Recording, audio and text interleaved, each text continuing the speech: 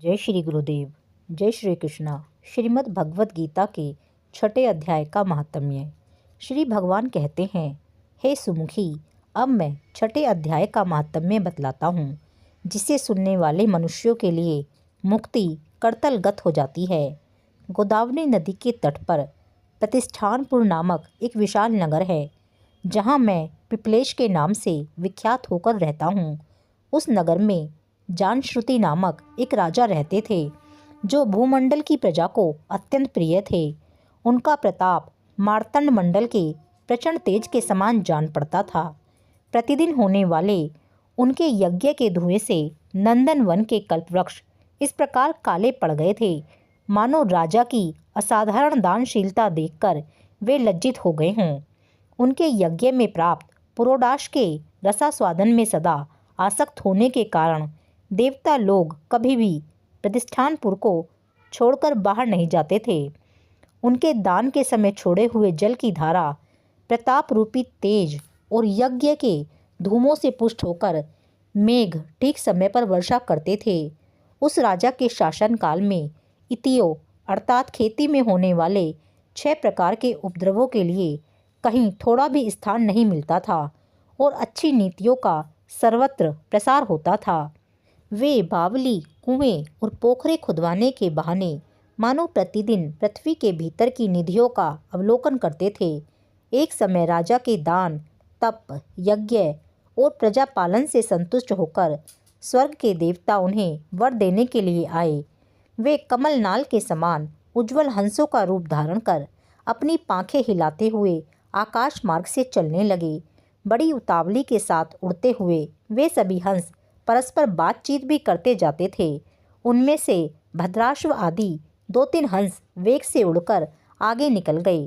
तब पीछे वाले हंसों ने आगे जाने वालों को संबोधित करके कहा, अरे भाई भद्राश्व, तुम लोग वेग से चलकर आगे क्यों हो गए?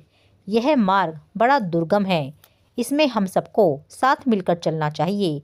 क्या तुम्हें दिखाई नहीं देता? यह सामने ही पुण्य मूर्ति महाराज जानश्रुति का तेज पुंज अत्यंत स्पष्ट रूप से प्रकाशमान हो रहा है। उस तेज से भस्म होने की आशंका है, अतः सावधान होकर चलना चाहिए। पीछे वाले हंसों के ये वचन सुनकर आगे वाले हंस हंस पड़े और उच्च स्वर से उनकी बातों की अवहेलना करते हुए बोले, अरे भाई, क्या इस राजा जानश्रुति का तेज ब्रह्मवादी महात्मा रैकक के तेज से भी अधिक तीव्र है? हंसों की ये बातें सुनकर राजा जानश्रुति अपने ऊंचे महल की छत से उतर गए और सुखपूर्वक आसन पर विराजमान हो अपने सारथी को बुलाकर बोले, जाओ महात्मा रैकक को यहाँ ले आओ। राजा का यह अमृत के समान वचन सुनकर मह नामक सारथी प्रसन्नता प्रकट करता हुआ नगर से बाहर निकला। सबसे पहले उसने मुक्तिदायिनी काशीपुरी की यात्रा की, जहाँ जगत के स्वामी भगवान विश्वनाथ मनुष्यों को उपदेश दिया करते हैं।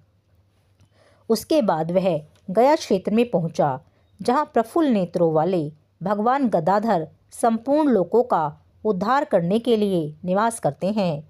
तदंतर नाना तीर्थों में भ्रमण करता हुआ सारथी पापनाशनी मथुरापुरी में गया। यह भगवान श्री कृष्ण का आदि स्थान है, जो परम महान एवं मोक्ष प्रदान करने वाला है। वेद और शास्त्रों में वह तीर्थ त्रिभुवनपति भगवान गोविंद के अवतार स्थान के नाम से प्रसिद्ध है। नाना देवता और ब्रह्म ऋषि उसका सेवन करते हैं। मथुरा नगर कालिंदी अर्थात यमुना के किनारे शोभा पाता है। उसकी आकृति अर्धचंद्र के समान प्रतीत होती है। वह सब तीर्थों के निवास से परिपूर्ण है। परम आनंद प्रदान करने के कारण सुंदर प्रतीत होता है। गोवर्धन पर्वत के होने से मथुरा मंडल की शोभा और भी बढ़ गई है। वह पवित्र वृक्षों और लताओं से आवृत है। उसमें 12 वन हैं। वह परम पुण्यमय तथा सबको ही विश्राम देने वाले श्रुतियों के सारभूत भगवान श्री कृष्ण की आधार भूमि है। तत्पश्चात मथुरा से पश्चिम और उत्तर दिशा की ओर बहुत दूर तक जाने पर सारथी को काश्मीर नामक नगर दिखाई दिया, जहाँ शंख के समान उज्ज्वल गगनचुंबी महलों की पंक्तियाँ भगवान शंकर के अट्टहास की भांति शोभा पाती हैं। जहाँ ब्राह्मणों के शास्त्रीय आलाप सुनकर मूक मनुष्य भी सुंदर वाणी और पदों का उच्चारण करते हुए देवता के समान हो जाते हैं, जहाँ निरंतर होने वाले यज्ञ धूम से व्याप्त होने के कारण आकाश मंडल मेघों से धुलते रहने पर भी अपनी कालिमा नहीं छोड़ता, जहाँ उपाध्याय के पास आकर छात्र जन्मकालीन अभ्यास से ही संपूर्ण कलाएं स्वतः पढ़ लेते हैं, तथा जहाँ माणिकेश्वर नाम से प्रसिद्ध भगवान चंद्रशेखर देहधारियों को वरदान देने के लिए नित्य निवास करते हैं। कश्मीर के राजा माणिकेश ने दिग्विजय में समस्त राजाओं को जीतकर भगवान शिव का पूजन किया था, तभी से उनका नाम माणिकेश्वर हो गया था। उन्हीं के मंदिर के दरवाजे पर महात्मा रैकक एक छोटी सी गाड़ी पर बैठे अपने अंगों को खुजलाते हुए वृक्ष की छाया का सेवन कर रहे थे। इसी अवस्था में सारथी ने उन्हें देखा। राजा के बताए हुए भिन्न भिन्न चिन्हों से उसने शीघ्र ही रैकक को पहचान लिया और उनके चरणों में प्रणाम करके कहा, ब्रह्मान, आप किस स्थान पर रहते हैं? आपका पूरा नाम क्या है? आप तो सदा स्वच्छंद विचरने वाले हैं, फिर यहाँ किस लिए ठहरे हैं? इस समय आपका क्या करने का विचार है? सारथी के ये वचन सुनकर परम आनंद में निमग्न महात्मा रैकक ने कुछ सोचकर उससे कहा, यद्यपि हम पूर्ण काम हैं, हमें किसी वस्तु की आवश्यकता नहीं है, तथापि कोई भी हमारी मनोवृत्ति के अनुसार परिचर्या कर सकता है। रैकक के हार्दिक अभिप्राय को आदरपूर्वक ग्रहण करके सारथी धीरे से राजा के पास चल दिया। वहां पहुंचकर राजा को प्रणाम करके उसने हाथ जोड़कर सारा समाचार निवेदन किया।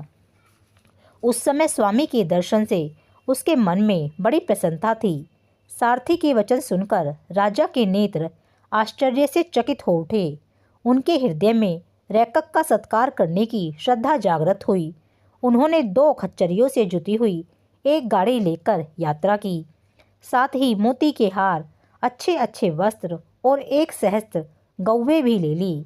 कश्मीर मंडल में महात्मा रैकक जहाँ रहते थे, उस स्थान पर पहुंचकर राजा ने सारी वस्तुएं उनके आगे निवेदन कर दी और पृथ्वी पर पड़कर साष्टांग प्रणाम किया। महात्मा रैकक अत्यंत भक्ति के साथ चरणों में पड़े हुए राजा जानश्रुति पर कुपित हो उठे और बोले, रे शूद्र, तू दुष्ट राजा है, क्या तू मेरा वृतांत नहीं जानता? यह खच्चरियों से जुती हुई अपनी ऊंची गाड़ी ले जा।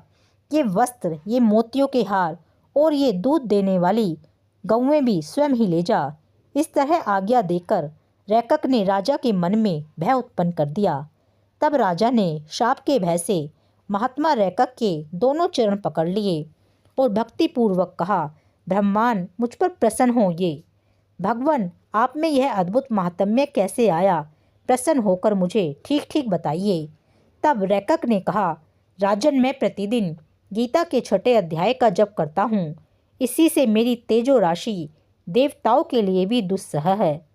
तदंतर परम बुद्धिमान राजा जानश्रुति ने यत्नपूर्वक महात्मा रैकक से गीता के 6 अध्याय का अभ्यास किया।